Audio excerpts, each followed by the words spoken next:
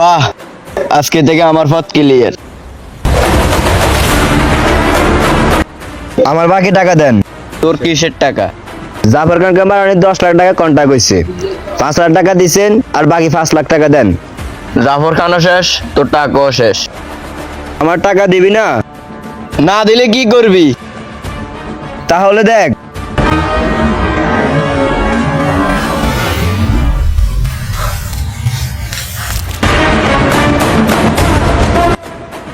তোর এত বড় সাহস, তুই আমার লোকের গায়ে হাত দিছ, তোকে আমি দেখে নিমু।